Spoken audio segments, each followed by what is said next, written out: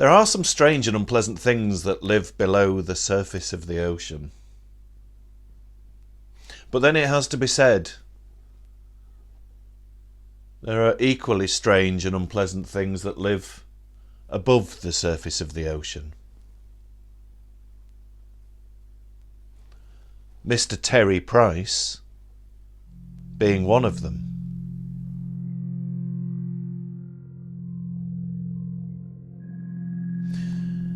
Terry Price never meant to stay long on a remote Hebridean island. At 30, he didn't have much time for mist and mountains. He only went there on impulse anyway. The fact was, things had got too sticky in the Welsh seaside town where he ran a one-man souvenir shop. The latest in a long line of bids for easy money. Some of the people to whom he was in debt had turned awkward, and the gullible tourists with open wallets hadn't flocked round in the numbers he'd anticipated. So one night, he locked the shop door, having first removed anything of value, which wasn't much. Then, carrying a useful bunch of keys, he went round to the ill-lit car park behind a large hotel. Extravaganza night at the Metropole. He stole a plushy number. After all, why stint when someone else was footing the bill? A previous arrangement with a crony, plus an exchange of cash, had secured him new number plates. Price was over the border into Scotland by the time the car owner sauntered out after enjoying his breakfast coffee. He kept moving. It seemed sense to get as far away as possible. Soon he crossed on a ferry to the islands with the idea of putting a stretch of water between himself and the mainland. Some nights he slept in the car. Others he booked a bed at a wayside farm. One morning he was lounging against the car in the sunshine, staring moodily over an unbelievable vista of rocks and islands. The loneliness of the place made him uneasy. Yet there was a pull he could not ignore, for Price's father had been a sailor, and the sea ran strong in his blood. A small boat was working its way towards a rough jetty. Soon 2 brawny fishermen thumped boxes of live lobsters down onto the concrete, alongside a waiting van, where a man in dungarees stood counting. Cash exchanged hands. Price moved forward. In a box on the ground, snapping stalk-eyed shellfish blundered and bumped against each other. Blue-black bodies arched as tentacles waved. The claws were fastened with rubber bands, closing them tightly and rendering them impotent. The man in dungarees completing the job brought out a padlock for the back of the van. Price stared. Business good, then? You could say that. What's it worth, this little lot? The man's eyes flicked over Price's car, parked further along. I've got more inside here than you've got over there. The car would have cost a cool £2,000. Dungarees was ready to leave. He stared calmly at Price. My name's Fraser. Come and see us if you're round our way. On the side of the van were painted the words Island Shellfish, with the name of a place 20 miles farther north. The next day it rained. Cold, cruel steel rods of water that penetrated layers of clothing and lambasted the skin from your face. Terry Price squelched across vile-smelling mud to where raw-faced men in streaming oilskins stood inside a fair-sized shed, waiting to collect what they'd earned for their catch. Crude fish odours slapped against his nostrils, stinging his eyes. The stench made him gasp. A couple of youths were busy with weighing scales. Negligently they discarded certain specimens, tossing them onto the wet concrete floor with a sickening crack. Segments of lobsters mutilated in transit littered the ground. A girl, in a rubber apron, shoveling living creatures into a boiling cauldron. A hiss of steam arose. Another girl, big and blonde, idled in the doorway of a workroom off the main shed, unashamedly staring. Fraser detached himself. "Just look around, I'll be with you later."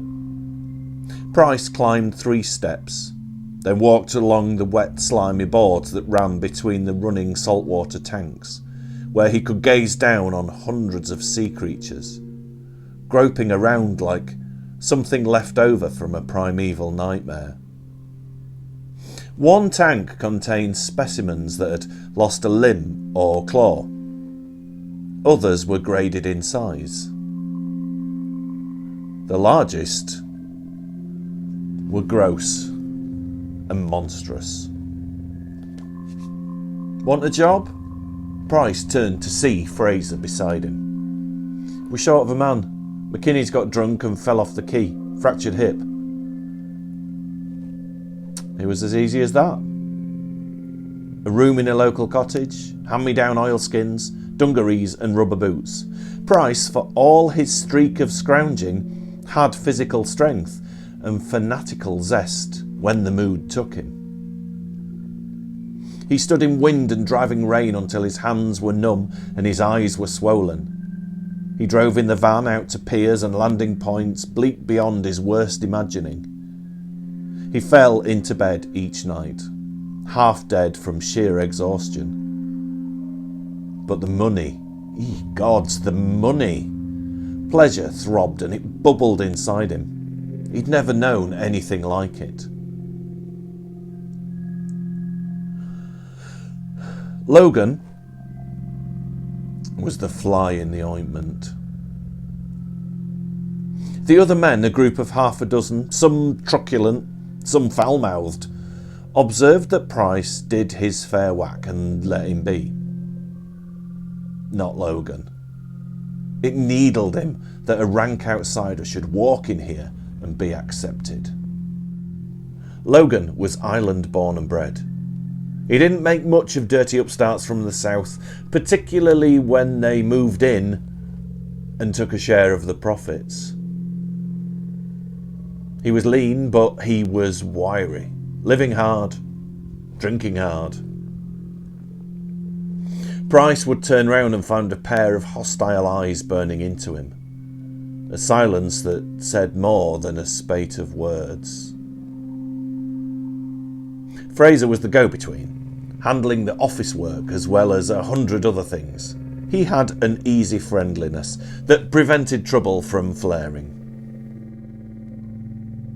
One cold afternoon, Price was in the shed grading lobsters, eyeing them for size and tossing them into the appropriate tanks, where they were kept until they could be moved out. His hands were stiff, for care in getting the correct grip on the creatures was essential. Given chance, the shellfish could arch their tails and bodies, twisting to give a vicious nip, drastic enough to sever a man's finger. Price had developed a healthy respect for the lobsters he handled. Their habits were scarcely dainty. Sometimes a blind impulse would unite them, so that they turned sadistically on a small, weaker brother, tearing and trampling to death. After the massacre, the bottom of the pool would be speckled with frayed and mangled pieces. They were cannibals, eating each other, sometimes even their own limbs, detached as a result of the frequent fights. Logan stood lowering. You keep your mind on your work and not expect us to pay for your mistakes. Price frowned. What the hell? Logan gestured with a stringy thumb at the lobsters. Look at those 3. They're too big for the medium-sized tank. We could sell them for more money.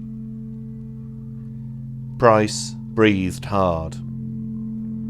He was still a newcomer, and Logan knew what he was talking about, but it left a sour taste, particularly as a couple of other men were listening. And the girl, Sheena, big-boned and indolent, with twine-coloured hair and breasts of no particular interest. Her pale, crafty eyes were on Price now. Talk had it she was Logan's girlfriend. They deserved each other. Irritated, Price turned away. He knew that Sheena and the other girl who packed cooked meat often had slack periods. Now they would nudge each other, gossiping and giggling about the clash between the two men. Logan stomped off along the slimy boards, and Price started whistling, glad now that he'd bitten his tongue.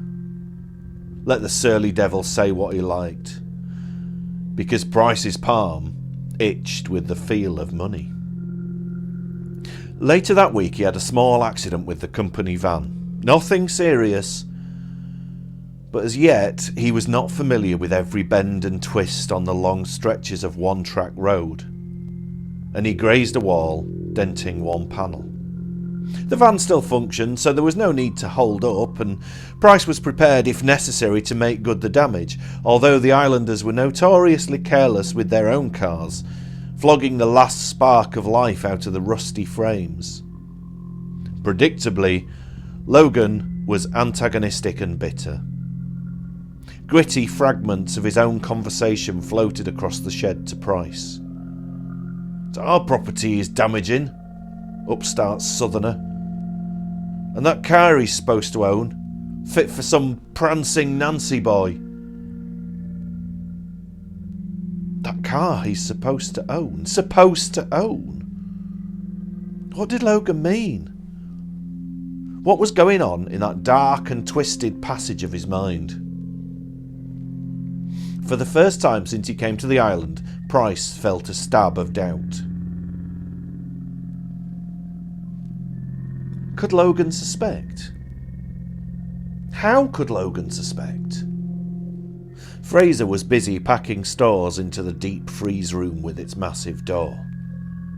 Deliberately he maintained neutrality. Price worked late. He was a loner, he never wanted to be anything else, but it seemed to him now that he was in a highly vulnerable position. An outsider. Damn them. He did his whack, didn't he? It was dark when he left, and he noticed with surprise that Sheena was waiting. Everybody else had gone.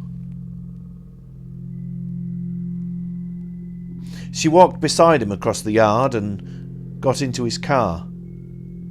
Price was beginning to tumble, although he could scarcely believe it. Inside she settled herself, smoothing her skirt back from her knees with deliberate gestures. She had strong, stocky legs, as attractive as a kitchen table. You don't want to worry about Andy. It's just his way. Andy.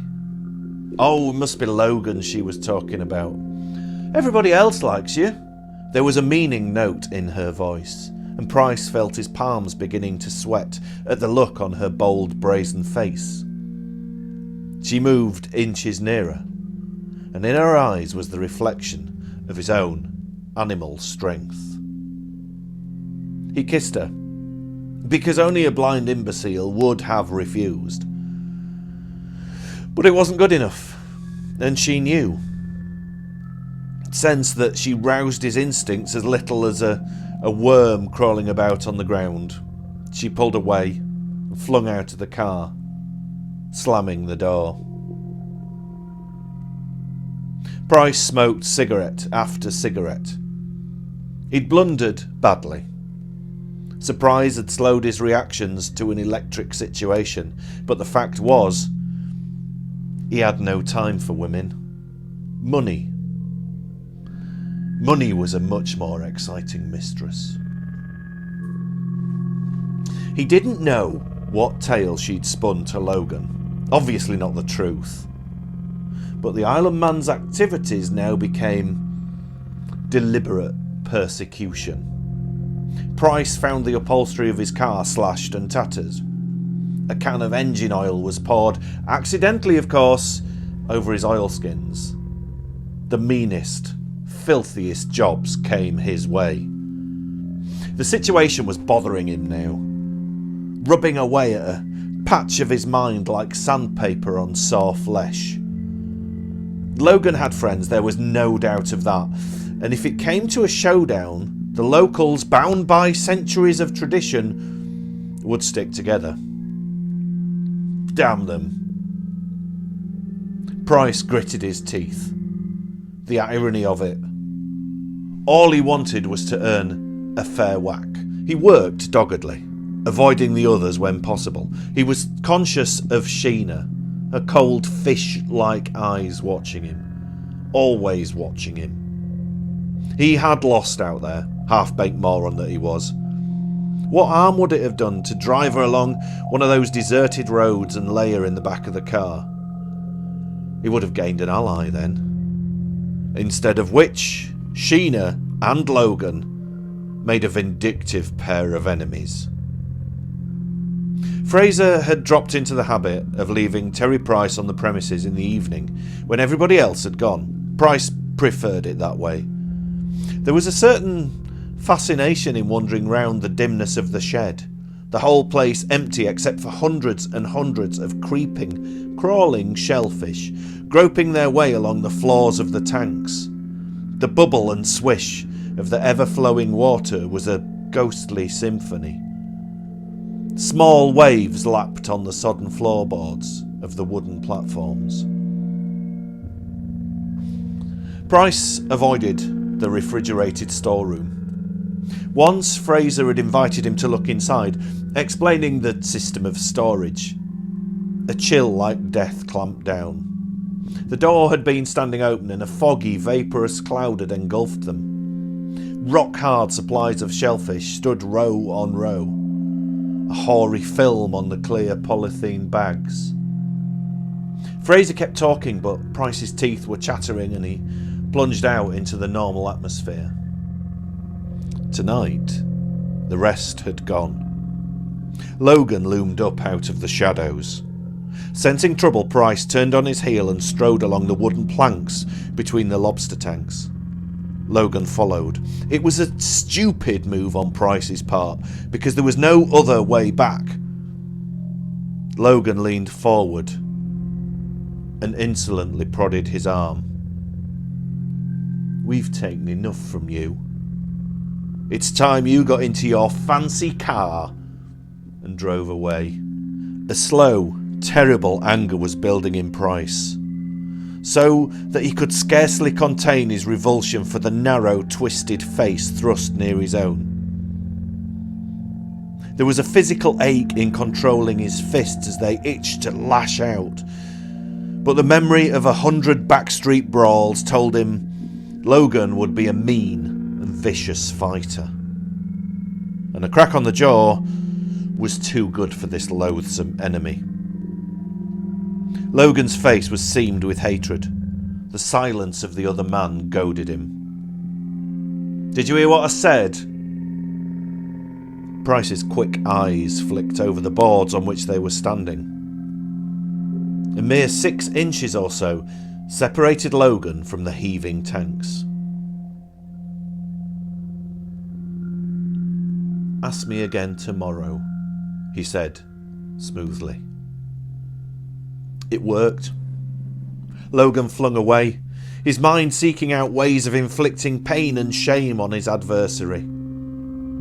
He would be back late the next day when the rest had gone. Price lay awake, making his plans and checking and counter-checking each detail. Fate had played into his hands. The tanks would be teeming. One would contain giant specimens, menacing and obscene. The day dragged through, but eventually the last man went home. Price sprang to work. He had little time and an exacting job to do. Swiftly he donned a pair of tough industrial gloves, clippers he'd already selected. The gloves made his fingers clumsy, but cold, clear hatred sang in his blood, making him oblivious of the 15 inches of water that lapped against his long rubber boots. An already aggressive leader was tearing into a less belligerent neighbour. Water in the tank swirled and heaved with the mass movement of the lobsters. Eyes waving on stalks. Intoxicated with the newfound freedom, they turned on each other, snapping, crushing, fighting. Price stood back. He hurried outside, where he dumped the gloves into an overflowing bin and piled other rubbish on top. He was standing on the wooden platform when Logan appeared. The Scotsman wore a jacket over a frayed shirt, open at the neck. Price held his ground. Now he could smell whiskey on the man's breath. "So you want to fight? Is that it?" Price's voice was mocking. "Why, you bloody upstart. Take your jacket off then." With deliberate insolence, Price leaned forward and tore at the unstylish lapel. Material ripped. Logan's eyes had suddenly spotted something very wrong in the lobster tank. What in hell's name? His eyes were on the tank as he pulled his jacket half off, and Price didn't intend to let him get any further than that. There was a sickening sound as a fist crunched on jawbone at the crucial point. Stunned, Logan collapsed onto the wet platform. It took but a moment for Price to rip off the jacket. With a shove, he heaved Logan into the tank. Face upward, water closed over. A froth of bubbles rose, but already blue-black shapes were converging, fighting, clawing forward, groping, feelers conveying hot messages of excitement. Blood from a gash on Logan's face already stained the water. It spread, palely pink, like a rosy cloud. Claws snapped at the pulpy flesh, nibbling, tasting as shellfish blundered and climbed all over the motionless form. 2 lobsters had pulled off a finger and were fighting for possession. A claw ripped an eyeball from its socket, leaving fronds of jelly wafting in the water like a rare exotic plant. Price stood for an hour, listening to the bubbling and churning of the water. He tossed the jacket into the tank, making sure he was unobserved, then went home.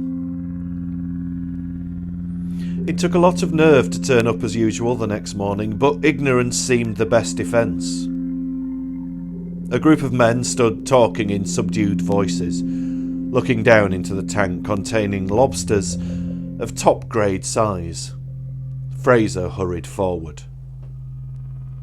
"Here you are, Price. Come and have a look at this."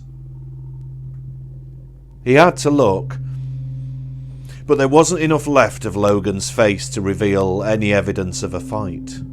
His stomach was ripped open. Grey-green intestines bobbed in the lapping water, vaguely putrescent, with a weird and repellent shine.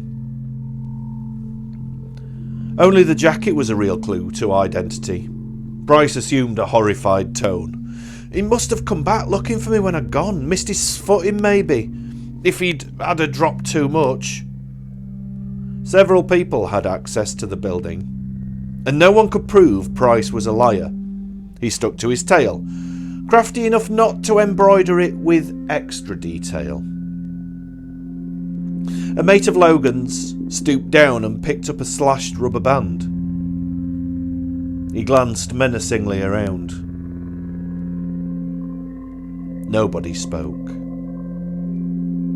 "Drunk," Price said clearly. "He must have been very drunk." The remains were hauled out of the water and covered with a tarpaulin. To contact the mainland police would take both time and effort. Too much time and effort for a severely local matter. The men went into conclave. A throbbing disquiet pervaded the shed. Deliberately, Price set about his work. for he was to take the van out that day. Later, when he returned, the remains had been removed. A weight dropped from him. Watch his step now, and he'd won. He stayed on that evening, for he needed to be on his own. The whole thing had knocked the stuffing out of him. He could sleep for a month. He was ready to leave when Sheena appeared. Fraser wants a word with you. Price was under the impression that everyone else had gone, but perhaps his nerves were playing him tricks. He stared, perplexed, into the bland eyes of the whey-faced girl. She smiled. It'll not take a minute. Appeasement was his policy until he was entirely sure of his ground. He followed her across the yard, in the direction of the refrigerated storeroom. The door stood open. Row upon row of stiff scarlet rock-hard lobsters leered at him from the shelves. Boiling in the cauldron had reduced them to harmless tidbits. Bryce peered inside. Fraser? A hefty shove jerked him forward.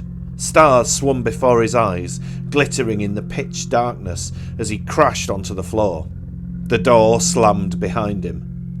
A whimper rose to his lips as his hands groped out, feeling nothing but that icy chill that would grow and grow until it froze the very blood in his veins, until his eyeballs glazed.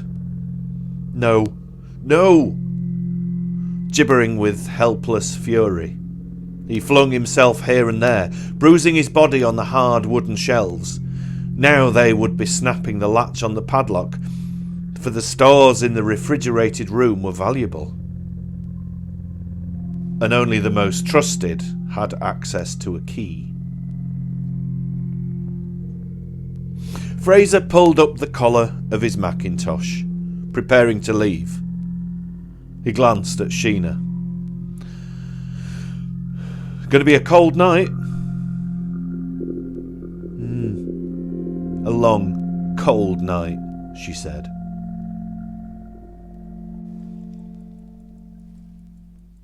Well, would you look at that? It's about time for supper.